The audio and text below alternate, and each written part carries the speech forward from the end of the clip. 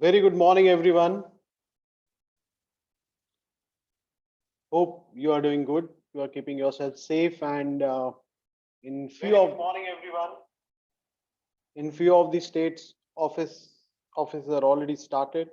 So I'm not sure whether you're watching this from your office or from your home. But anyways, I'm pretty sure the today's presentation will going to be useful for you.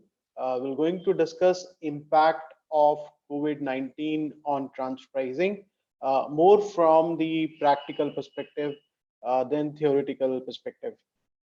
So what I've done while forming my presentation or while building my presentation, I have divided my presentation in few parts. The first part is general, wherein we're going to discuss impact of COVID-19 on the business enterprises, how various parts of business enterprises are getting impacted, and then we will move on to discuss, how we characterize entities into different forms or different structure, and then what generally are the transactions uh, based on the characterization, and then what are the issues relating to those transactions which we may see because of COVID-19 and how to deal with the same. And towards the end, there would be certain common issues that would be there, in all kind of structures that we have. Also, you may find there are some repetitive things, you know, uh, for example, if I have discussed one point in a particular uh, characterization or character for particular structure, that may be applicable for other structures too. So instead of repeating those points, I would be skipping those points. But yes, each and every point that I'm going to discuss would going to be very important. And this video would certainly be available on YouTube even after the recording has been done, so you can rewatch it again and again. So let me start sharing my presentation.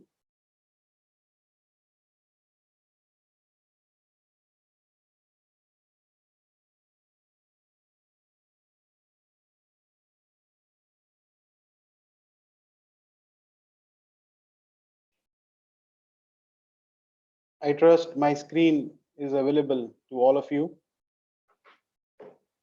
So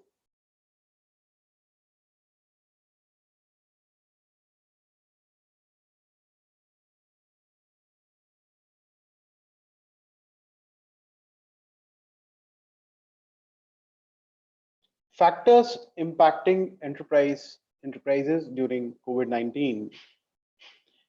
So COVID-19 will going to have impact on your workforce, on your vendors, on your customers, on regulations, then economic environment that we are working, then infra support system, that is road, transport, everything. So starting from the workforce, we all know that the COVID-19 has impacted the workforce. There are lockdowns, there are quarantines. People are working from home, they are not going to offices, and many are also not even working from home. So somewhere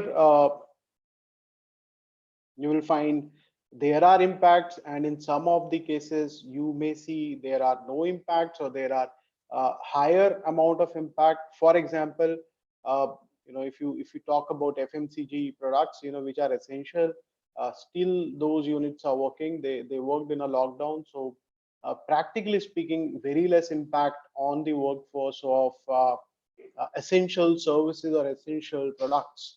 But other than essential, yes, we are not allowed to move out. We are sitting at home. And if we are sitting at home, few guys are able to work from home, few are not. So if you're in a manufacturing sector, it is impossible to work from home because you need machines to work from home. So who are able to work from home? Primarily the guys who are in support functions or who are in service industry. So other than that, technically no working from home. So again, the impact on workforce is different. Secondly, post COVID-19 also, when or during COVID-19, when the lockdowns are open and when the people have started going to offices, each state has got its own regulation. Few are green, few are orange, few are red.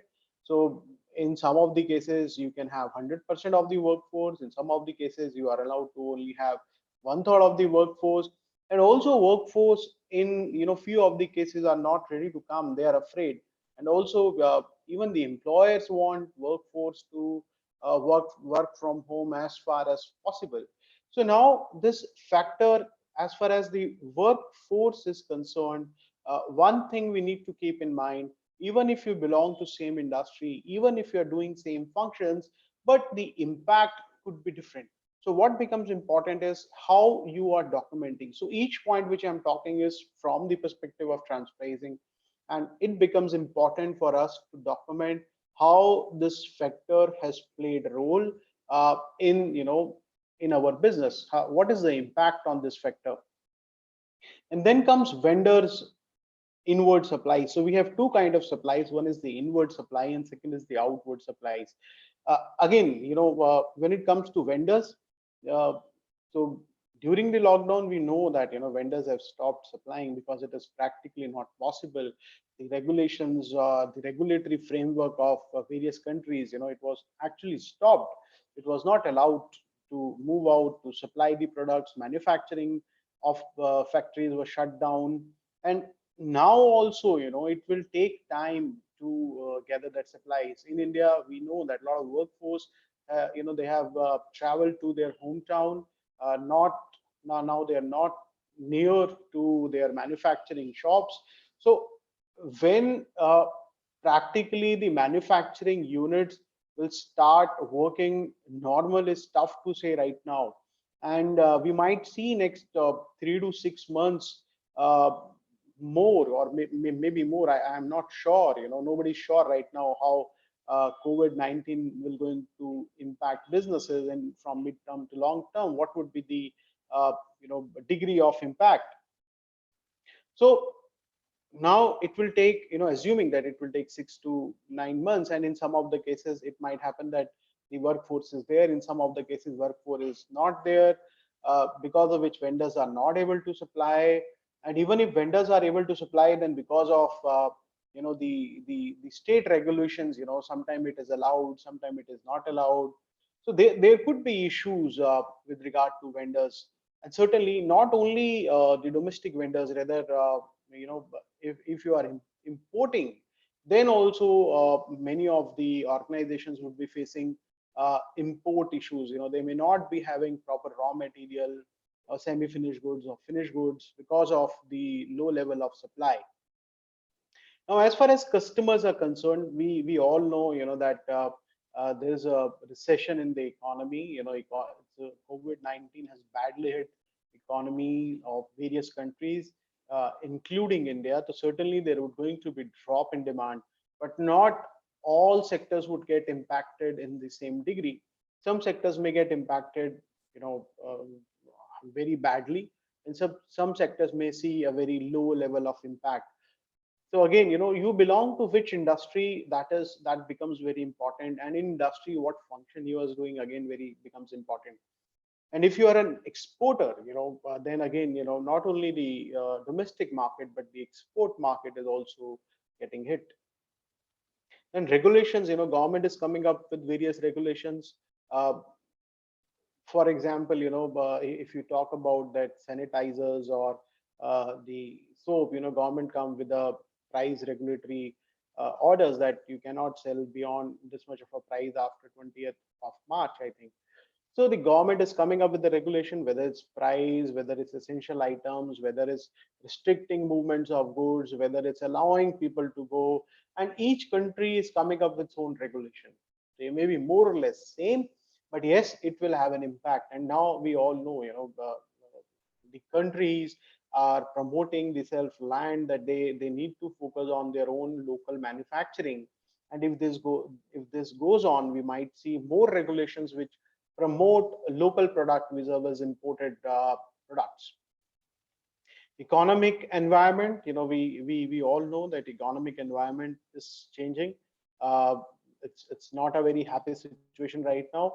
And for last several decades, we have seen the growth in the economy, we have seen the positivity. But now for next I'm not sure. Again, 1 to 2 year, there could be slowdown, because of which again your business may get impacted. And the last point is infra support system.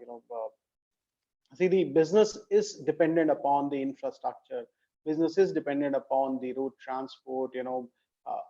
How the overall support system of infrastructure is there.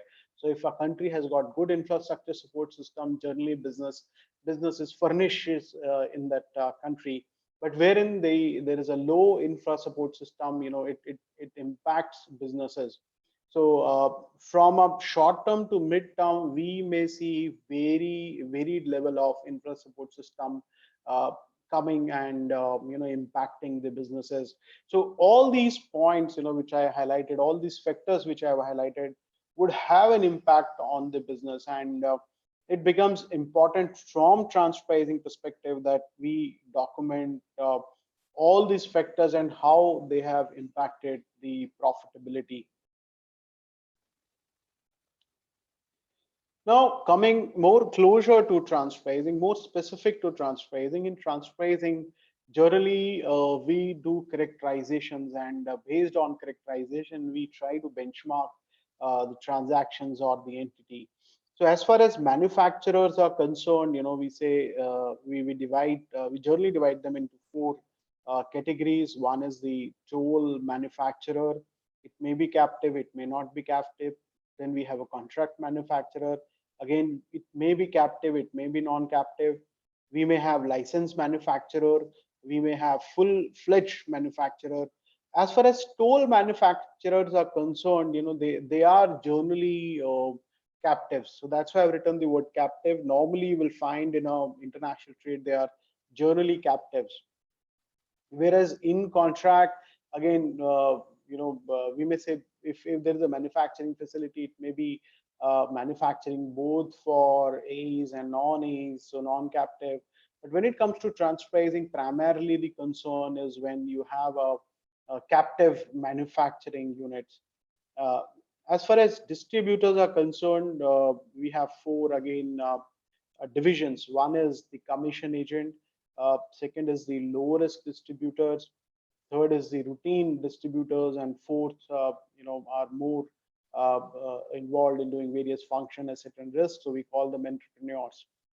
So again, we have different level of issues when it comes to all these, type of distributors. Whether you are a commission agent, you are an LRD, you are a routine distributor, or you are an entrepreneur. Similarly, in services, we can divide services mainly in two categories: uh, captive service provider and routine service provider. Again, the issues would be dependent upon whether you are captive or routine. So there would be certain issues which would going to be common between manufacturers, distributors, and services, because at the end of the day, all of them are doing business, and there are certain risks which are common in all the businesses.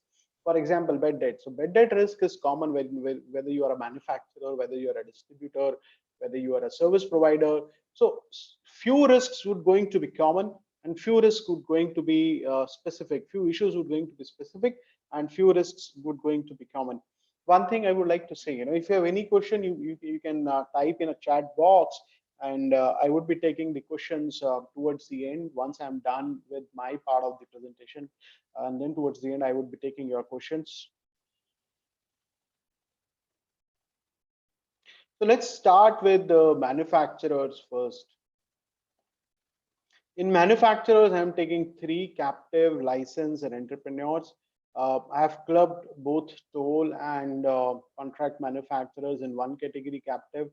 For non-captive, the issues would be common, but the more focus should be on the captive side, because in non-captive, we may still get internal data to benchmark, how you are dealing with uh, unrelated parties or vis-a-vis related parties. So unrelated parties will give you, the guidance how to deal with the related parties.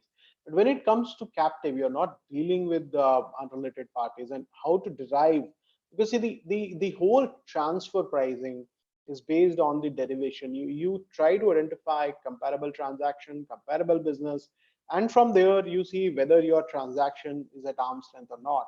So finding comparable transactions becomes important. And in this uncertain world, in this uncertain economic environment, finding comparable would going to be a challenge. So when you have internal comparable, when you are non-captive, doing functions of doing production for both related and unrelated, I personally feel issues would be less vis-a-vis when you are a captive.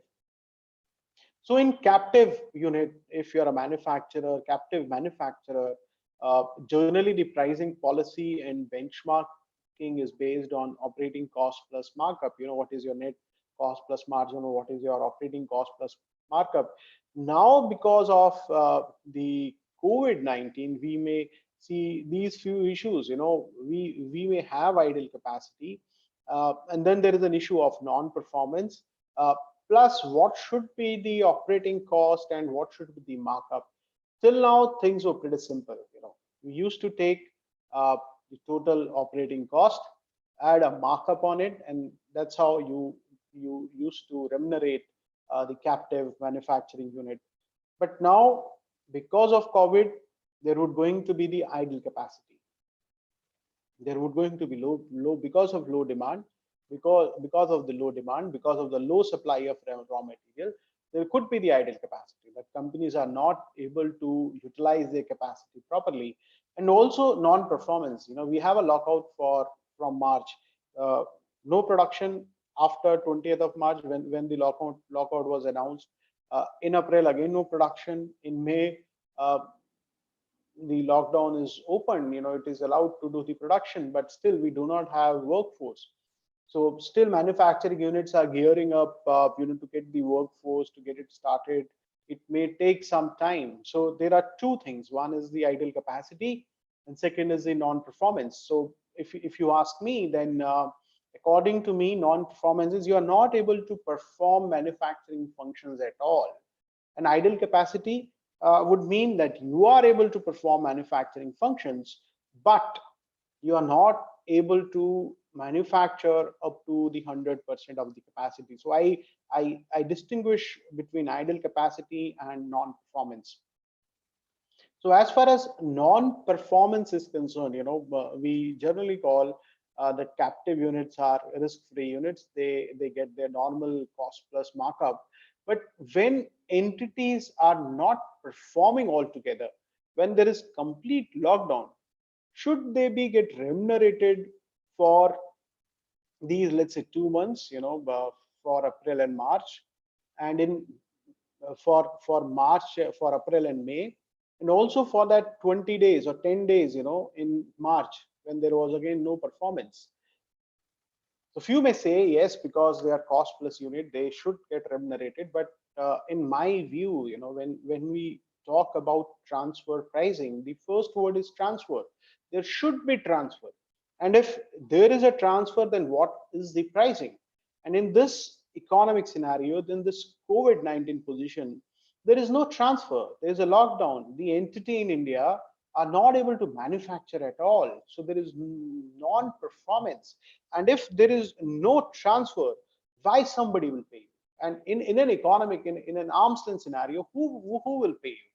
So what becomes important, the day you were shut down and the day you started operating, that period should be considered as non-performance period, and the cost related to those non-performing period should not get remuneration. If you ask me, one should not be remunerating. But yes, I personally feel these are my views. They may or may not get accepted by the tax authorities, and whatever I'm highlighting, tax authorities needs to be sensitive towards the same. So if there is a lockdown which was there, you are not able to manufacture, you are not able to open your shop, so why the foreign entities will going to remunerate the Indian entity? So in my view, this period should be called non-performance, and for this period, one should not get the remuneration, or one should not charge the remuneration. And then comes the idle capacity. Now, idle capacity could be because of several reasons. So first reasons, we can divide those reasons, let's say, into two broad categories. idle capacity because of my inefficiencies, the inefficiencies of the manufacturing entity, or second, the idle capacity because of the low order that my customer, and in this case my A's, are giving to me. So when idle capacity is because of my own because of my own inefficiencies, for example, now you are allowed to manufacture, but there is no workforce, or there is very less workforce which are which are there in your factory, because of certain regulations which you need to put in the factory. You're not able to get you're not able to actually start the operations. You are able to get the uh, guys, but you are not able to start the operations. Also, there could be shortage of the raw material. You do not have raw material. You have opened your factory, but you do not have raw material, so you cannot manufacture. So all these issues which I spoke about, uh, that you have opened the factory, but there are internal inefficiencies. There is very less raw material, or no raw material with you. The workforce is not ready to join, or the very less workforce is there. So these are all internal inefficiencies of the organization, because of which idle capacity is arising. And again, I strongly feel these idle capacity, because of these reasons, belong to the manufacturer and not to the A. And for this, a manufacturer should not get remuneration, because again, there is no transfer. So this needs to be documented. Now the issue comes up, idle capacity because of the A's, because of the customer. Now that happens when you can manufacture, when you are ready to manufacture, you have all the raw material, support system, employees, but there is low demand. There is low demand coming from your customer.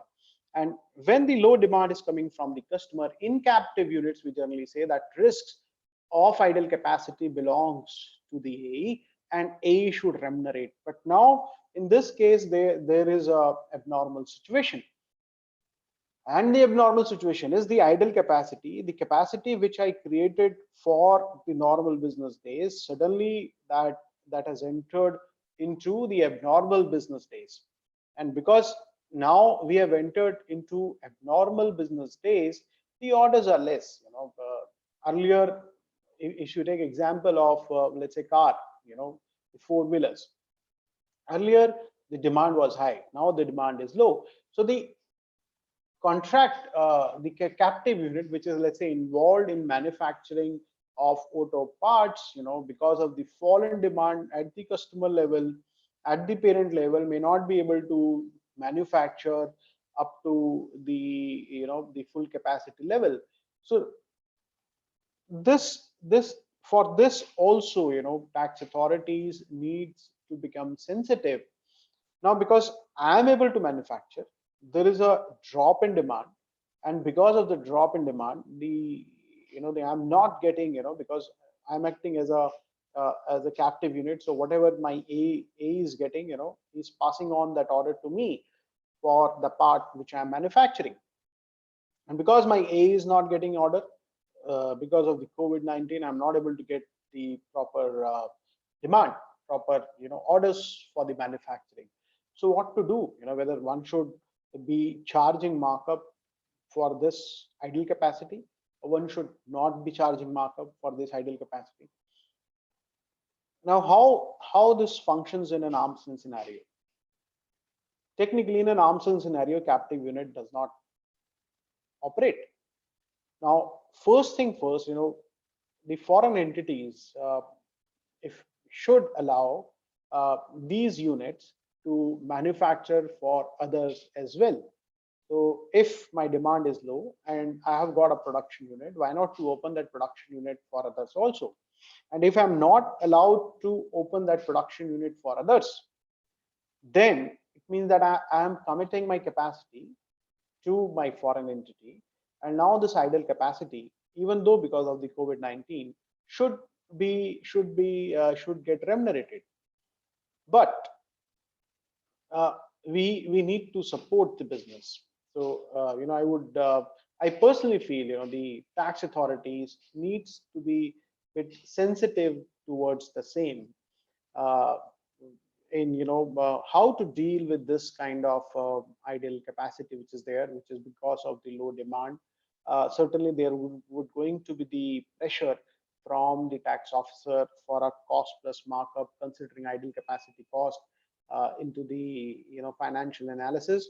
uh, but yes, if you see the comparables, certainly comparables were also going to have low margin if they have got the idle capacity which you are considering in the overall financial analysis, and you are also considering your idle capacity into the financial analysis. We might see that the captive units either have very low profitability or maybe having the low level of margin. At the end of the day, we need to derive these margins from the comparables. We it might also happen that the customer or my A has got a very low demand. Let's say the foreign entity has got three captive units, one in India, one in China, one in Malaysia, let's say. And now because of the COVID-19, there is a drop in demand. So the foreign entity or the associated enterprises opts to operate only one of the unit and not all three units. So now, should in this situation the Indian entity, let's say they have chosen Malaysia, to operate and not China or India. So whether India should get remuneration, I think the answer lies in whether India is transferring something or not. Uh, can we apply the force majeure principle in this case, or the doctrine of frustration, because of the non-possibility, of the contract? Because can the foreign entity say, I want to cancel the contract with you? I think all these things needs to be evaluated well, keeping in mind the legal issues involved around this process. Now, in the second type of manufacturing unit, licensed manufacturers, the common transactions that you will find are royalty payment, purchase of raw material, and supply of finished goods. So because what licensed manufacturer is doing, he has taken some IP on a license, maybe technical know-how, maybe a brand know-how, and then manufacturing using that product intangible or a marketing intangible. And it might be purchasing certain raw materials from associated enterprises and might be supplying finished goods. So as far as royalty is concerned, the first issue that will come up is the valuation of IP. Should I pay royalty at the same rate, or should I need to revise my royalty rates? Uh, for this, one needs to consider the valuation of IP. It might happen that that IP has already lost the value because of the COVID-19. So in my view, one should not keep paying the similar amount of royalty to the associated enterprises without doing a proper analysis. Second is the disruption in supply, force majeure, and doctrine of frustration. Again, we discussed it during the captive units also. So let's say now you are purchasing raw material from your AEs, and because of the COVID-19, the AEs are not able to supply the raw material. So what to do? Should you ask for some kind of compensation from your AEs? You might have shifted to another vendor and he's charging the higher price, so whether what to do in this kind of situation. So again, a very legal issue, because of the non-performance, because A is not able to perform at all. Should the doctrine of frustration or should the force majeure principle be applied or not, needs to be evaluated very carefully. The third point could be there could be longer outstanding dues. I have supplied goods to my A's who are not in India but outside India, and there is a low demand. The products are lying there, or because of their cash flows issues, they are taking time in paying me back my dues. Say they bought the material, so they are still appearing as debtor in my books, and it has been now, let's say, 6 months or a 1 year. What to do? The Indian transferring regulation certainly treats outstanding dues as capital financing, and it is as per the law one needs to charge interest on those outstanding dues. But again, when it comes to transpricing or handling in this COVID-19 situation, it becomes important how you are dealing with the local market, or how you're dealing with uncontrolled buyers. So if to the uncontrolled buyers you have extended the credit, and the similar credit days have been extended to your associated enterprises, then certainly there is no problem. But let's say from your debtors who are not controlled, who are unrelated, you are able to get payment on time, but with the controlled debtors, your associated enterprises, you have extended the time period, then probably we one might see an issue that whether to charge interest or not. It would also be dependent upon the financial health of your AE. Let's say otherwise you're getting regular payments, but your AE is in pretty bad shape, and because of which they are not able to give you the money. I think this needs to be documented well. And if they are not able to give you money, how you will charge the interest? So all these things needs to be documented well. So simply saying COVID-19 has impacted us, I think what becomes important, each and every aspect, how they are impacting you, how they are impacting your current transactions becomes important. Now, for our manufacturing unit pertaining to entrepreneur sector, who are a larger units who are doing all kind of functions, taking all kind of risks. Uh, Again, the common kind of transactions one can see is the royalty income or payment, supply of finished goods, purchase of semi-finished goods. So we have already discussed valuation of IP, disruption in supply, force majeure, uh, doctrine of frustration, longer outstanding dues. These three things could be the same. And also we have discussed stock lying with distributor entities in brief in licensed manufacturer, but it would become more common when it comes to entrepreneur unit.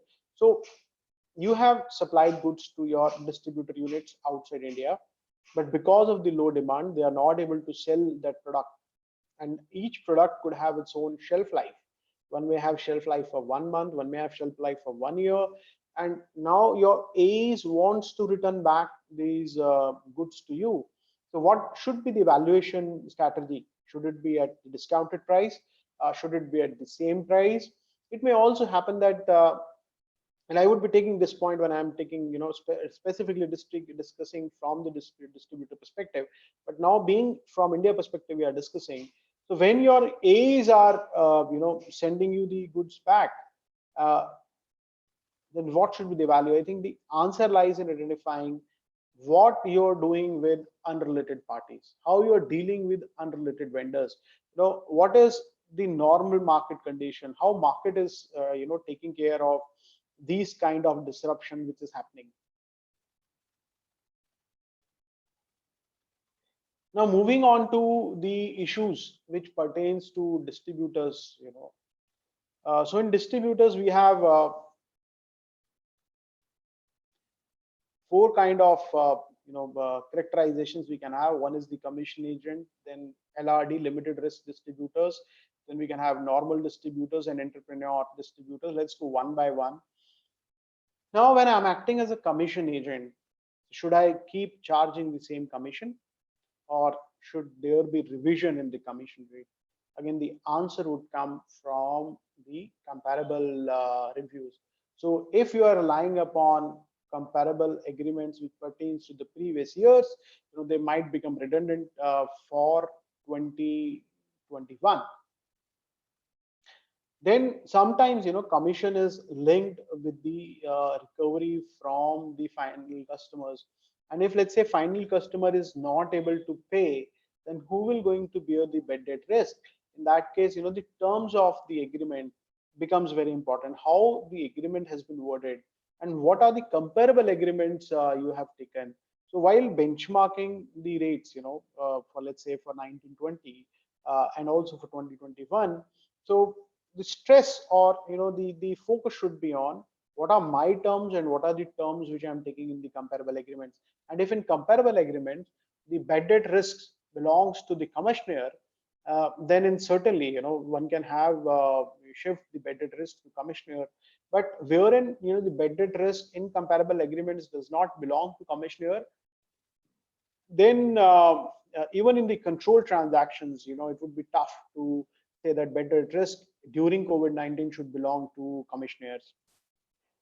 Now coming to LRD, limited risk distributors, these are guys, similar to commission agent, except, they buy the goods and then they sell the goods. So most of the things, the risks pertaining to product, or, the bad debt, or, quality, they all on a back-to-back basis belongs to commission agent. So LRD indeed act as a service providers to manufacturers. So the most common transaction for LRD would going to be purchase of finished goods and resale the same to unrelated parties. Now, the biggest question that comes when we are doing for LRD is, it should be seen as service provider. This we have discussed, and remunerated on value-added expense plus markup, or one should go with resale price method. So again, if we are seeing it as a LRD, as a service provider, then the question comes on what cost it should get the remuneration, on the total cost or on the cost which for which services have been provided. So I would again revisit my point that what we are discussing is transfer pricing, and there should be transfer so that we can have pricing. We cannot do pricing even if there is no transfer. So during lockdown, if LRD is not able to perform because of the government regulations, then if you ask me, then technically no remuneration should be given for this period. But if LRD is able to perform, and there is a slow demand, there is a less demand, then yes, the markup could be low, and certainly the comparables that you will going to evaluate would be showcasing the same. Now the question comes whether one should go with the VAE plus markup or RPM. If you have comparables at the RPM level for LRD, then RPM would going to give you the good result. But generally, to find comparables for LRD is not easy at the gross level, and one needs to evaluate, I will say, both VAE plus markup and RPM before finalizing the benchmarking strategy specifically for 2021, and maybe let's say for 21-22 for from the transfer pricing perspective. LRD might also see that there is a increase in inventory holding period. The goods are lying in my warehouse. There is a slow movement, because of which I'm having extra warehousing cost. Because LRD does not have inventory risk or does not have product risk, technically, all this cost should again be charged back to my age. So now if I apply VAE plus markup, it makes sense, because now when my cost is increasing, uh, because we are saying the goods belongs, though or the ownership got transferred to me, but still somewhere they belong to my age. So the increased cost should receive remuneration from my age. But if I am not able to perform because of the lockdown, there are abnormal situations. I think the important point becomes, we need to evaluate our cost, which cost belongs to which factor, whether it belongs to the non-performance, that there is a complete lockdown, government was not allowing me to perform, then in such a case I should not charge markup to my AEs. But if government has allowed, there is a low demand, still the products are lying with me, either I should return back to my AEs, or I should start charging for the extra warehousing costs that I have started incurring. Again, everything would be dependent upon comparable. I'm just discussing my perspective on the same. There could be possible bad debt risk. Again, who will going to bear the bad debt risk, whether the LRD should bear the bad debt risk, or the A's should bear the bad debt risk. It needs to be properly evaluated. Generally LRD does not have bad debt risk, and they get fixed remuneration. So technically, if bad debt risk is arising because of COVID-19, the risk should be borne by A's. However, if post COVID-19 or during this COVID-19, if somebody wants to change an agreement, the agreement certainly can be changed. But then we need to see what would going to be the comparable scenario, and the agreement should be based on the comparable agreements, and that would be effective for the future and not for the past transactions. Now, when there is a normal distributor, the most common control transactions would going to be the purchase of finished goods. So one of the biggest issue this distributor will going to face is the blocking of working capital. Uh, because of the low demand, there could be inventory lying with them, which they are not able to supply. So they have this working capital blockage. So now the question comes whether how should I benchmark the normal distributor? Should I apply RPM or should I apply TNMM? I strongly feel it would be dependent upon comparables. So what kind of comparables you have, whether you have a good quality comparable at the RPM level or the TNMM level. So whatever the comparables you are taking, they will going to reflect the margins for the normal distributor. But the important point to keep in mind while you are benchmarking for the normal distributors is due weight should be given to industry and product comparability in addition to functional comparability. Sometimes I have seen we get carried away with the functional comparability that under T and MM functions become important, and if functionally the comparables, if the companies are comparable functionally, then they becomes comparable. In COVID-19 position, it we have seen, we have discussed earlier also that it has COVID-19 has impacted. The impact of COVID-19 is different on different industries. It's different on different products. So not only the functional comparability, even if you're opting for TNMM, I strongly believe that you should do a robust comparability, not only for functions but for industry, and as far as possible for also for the product comparability. Let's take an example. In this auto and ancillary sectors, the units which are supplying to two-wheeler, those units are still able to do the manufacturing, but the demand for four-wheeler has substantially came down. So the units which are supplying to four-wheeler would going to face some heat or heat more than the units which are supplying to the two-wheeler. So both doing the same functions, manufacturing, both belongs to same industry, auto ancillary industry, but the product and the market becomes important. The market in one case is four-wheeler, and the market in second case is two-wheeler, and a product would or also same or different. A product, so the important point is not only the functional comparability, not only the industrial comparability, but also product or market comparability becomes important in the COVID-19 position in order to arrive at a better or a good result. Now, as far as entrepreneur distributors are concerned, the most common control transactions would going to be payment of royalty or purchase of finished goods from contract manufacturer. So if let's say you are making a royalty payment, then valuation of IP becomes important. We have already discussed when we were discussing this under the manufacturing. And then there could be disruption in supply from your supplier side, from your AEs, they're not able to supply the goods. Should you go for a claim or should you not go for a claim would be dependent upon the force majeure or doctrine of frustration, points that you need to keep in mind before raising a bill. And the tax authorities may also say that if your AEs are not able to supply, why you have not raised the issue. You can, if you are buying from any third party, you could have passed on the cost to AE, the additional cost. So you can always use this, but again, it needs to be properly viewed from the legal perspective.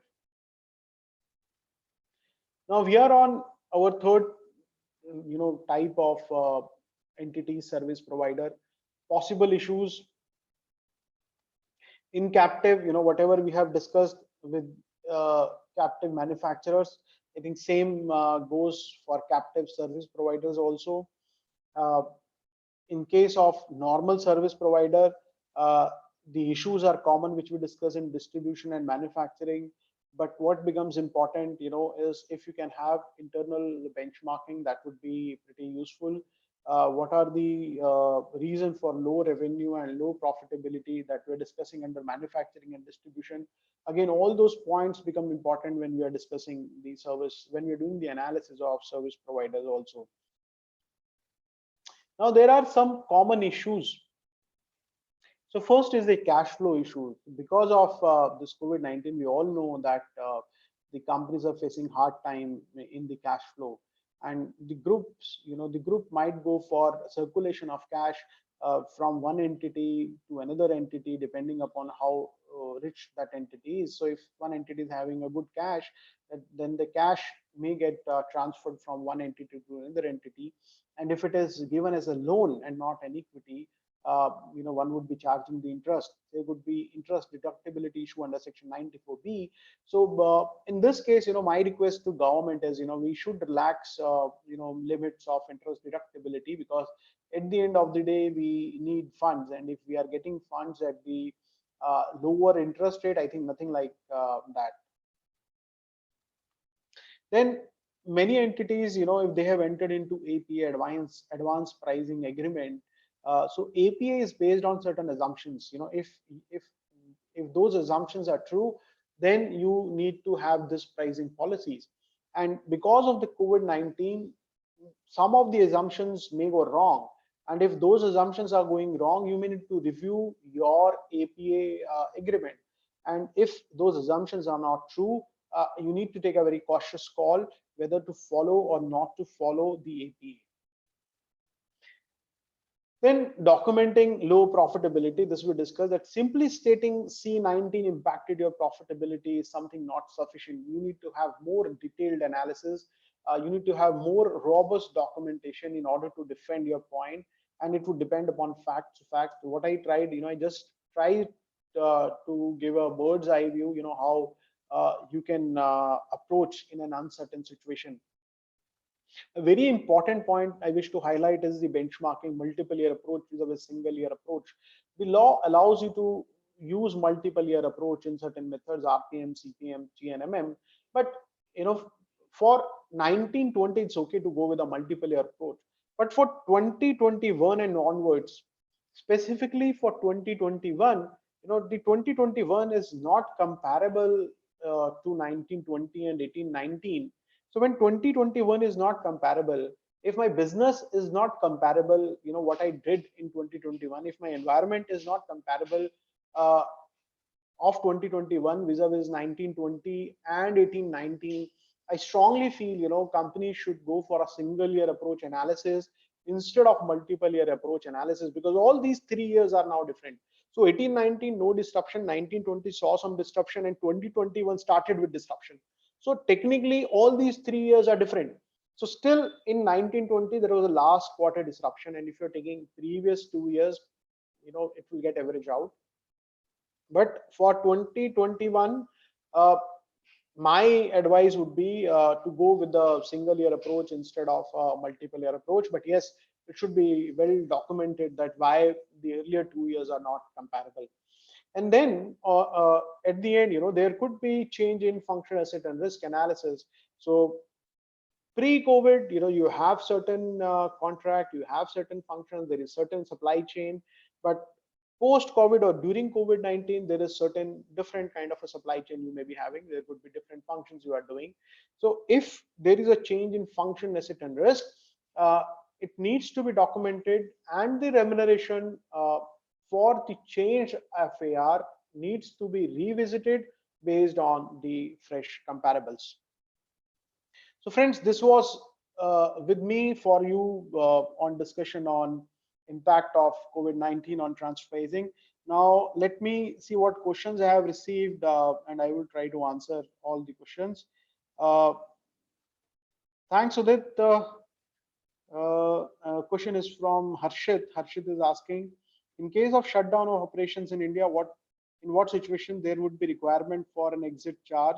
Who should bear the cost of shutdown? See, as far as exit charge is concerned, uh, or as far as the shutdown cost is concerned, I technically feel the shutdown cost should be borne by the Indian entity, because this is the function. This is technically is not the function. Uh, it was not because of the foreign entity. It is not because of the Indian entity. It is because of the government regulation. And during the shutdown, there is no transfer. So if there is no transfer, why there should be pricing? So I am of the view that shutdown cost should be borne by the Indian entity. Now let's say the foreign entity wants to take exit from the from the Indian operations that from now onwards I will not allow you to manufacture. It depends, why the exit has been taken. Whether there is absolutely no demand, uh, then there could be force majeure or doctrine of frustration that I cannot simply give you the money. I do not have demand, so why I should buy.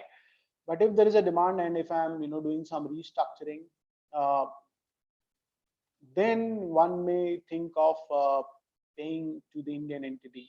But should it be based on the DCF or should it be based on some other methodology? That needs to be evaluated. Now, the another question is a lot of questions from Arshid. Another question is, in case of LRD, can one say that cost incurred during the period of lockdown should not be passed on to AE when one is applying VAE plus margin, or in such case RPM would be better? I discussed this in detail.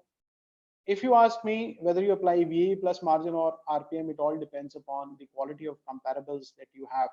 Uh, my it, and the preference of VAE and RPM would be dependent upon client to client. So first, talking about VAE plus markup, we are going for VAE plus markup. To my mind, we should not add cost of lockdown to the VAE. But what cost? Let's say if there is a warehousing cost because which has been increased because of the COVID-19, because of the slow movement of goods, that should be added. But if you talk about the lockdown, there's certainly no operations because of the government regulations or because of my inefficiencies, that should not be billed to the AEs. Will change in agreement to say that captive unit can now cater to others? I would love to see that. I discussed that point. This should be evaluated by the companies. But in actual, there is no other customer. Will it pose a risk? So it depends. It depends upon fact to fact. So if you have just allowed and you're not making efforts to move out, then there is a problem. If it is only on the paper, then there is a problem. But if your actual conduct matches with your contractual term, I personally feel there is no problem. We have another question coming from Minali. What precautions should we take while considering comparable? Minali, while considering comparable, one should not only focus on the functional comparability, but also the industry comparability and the product comparability becomes very important. Okay, guys, any other question if you have?